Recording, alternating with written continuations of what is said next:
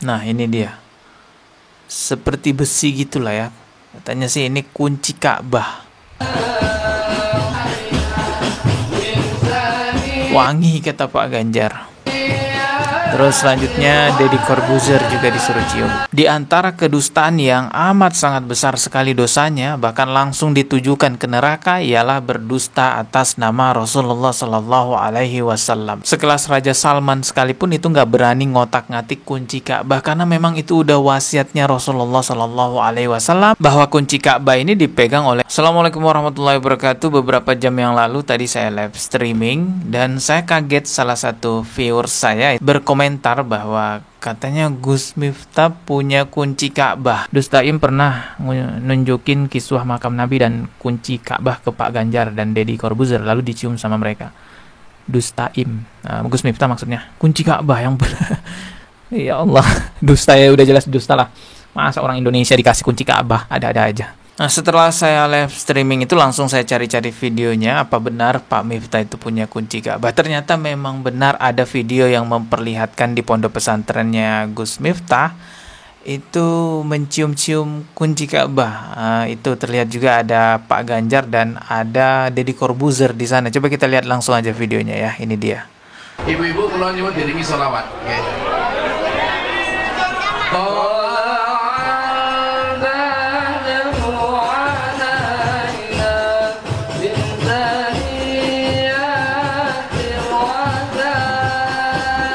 Oke, ini dia yang katanya kunci Ka'bah ya.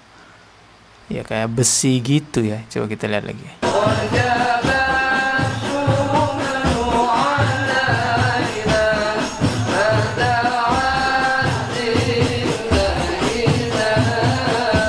Oke, ini ya teman-teman.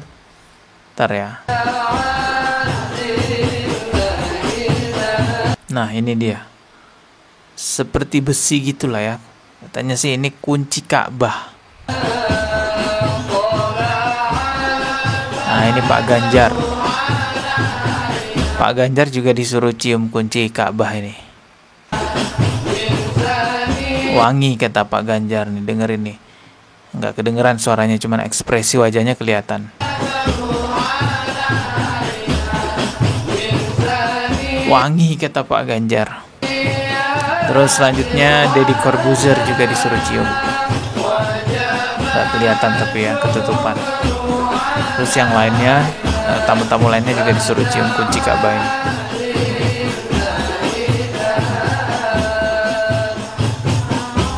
Selain kunci Ka'bah juga di sini katanya ada kiswah penutup makam Rasulullah. Coba kita lihat nih. Nah, ini kiswah. Kalau kiswah gini banyak di Shopee ya.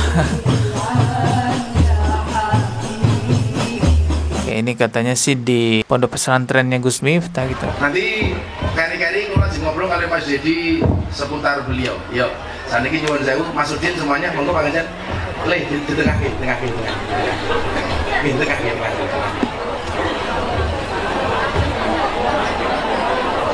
Langsung dikirim ke Makassar. Moga-moga sedaya pikantos syafaatipun Kanjeng Nabi. Amin.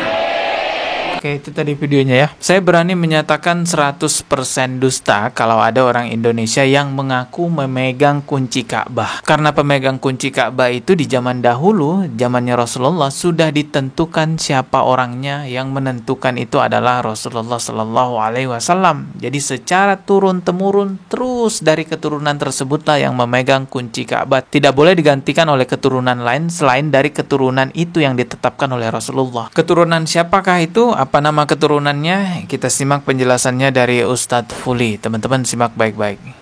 Kemudian Nabi Muhammad menerima kunci Ka'bah dari Abi Talha dan memberikan kunci Ka'bah lagi ke Abi Talha, ke keturunan Abduddar, teman-teman. Kemudian Nabi Muhammad bersabda, "Khuduha khalidatan talidatan la yanza'ha minkum illa zalim." Beliau bersabda, "Ambillah kunci ini wahai Abi Talha, ini akan berada di tanganmu dan tangan keluargamu selamanya.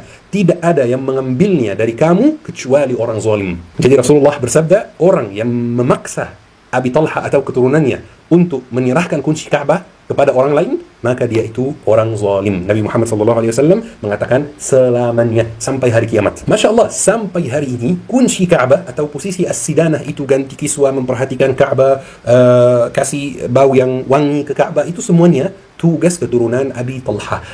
Yang salah satu cucunya, cucu jauh yaitu Salih bin Zaid al-Abidin al-Shaybi yang meninggal beberapa bulan yang lalu. Selain beliau memegang kunci Ka'bah, beliau juga merupakan seorang profesor dan ulama yang sangat besar. Tidak ada yang berani mengambil kunci Ka'bah dari keluarga tersebut, karena Rasulullah menyampaikan yang mengambil kunci Ka'bah dari keluarga tersebut adalah orang zalim.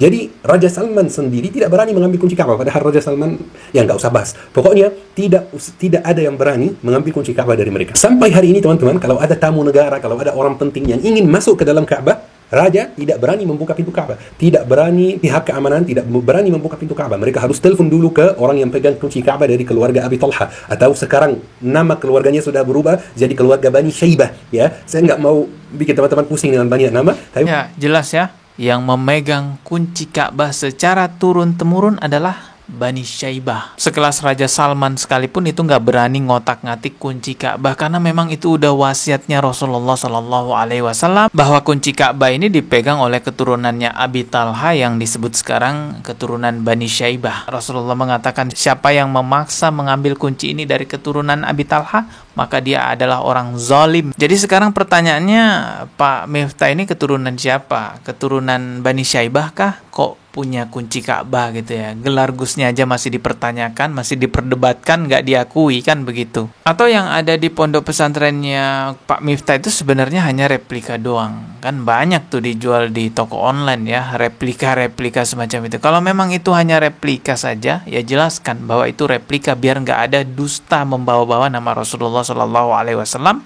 apalagi sampai dicium-cium begitu. Termasuk juga kiswanya yang kita bisa lihat di video tersebut ya, yaitu dicium-cium juga, digotong-gotong, katanya itu kiswa makam Rasulullah. Ini kiswa asli, dan faktanya kita bisa lihat banyak sekali pemalsu kiswa makam Rasulullah yang menjual di toko online. Kalau yang asli nggak mungkin diobral di toko online seperti itu, apalagi sampai ada yang dibungkus kecil-kecil. Saya juga nggak paham itu buat apa dibungkus kecil-kecil gitu ya. Di antara kedustaan yang amat sangat besar sekali dosanya, bahkan langsung ditujukan ke neraka, ialah berdusta atas nama Rasulullah Sallallahu Alaihi Wasallam. Man kazzaba alayya muta'amidan falyatabawwa maq'adahu minan nar.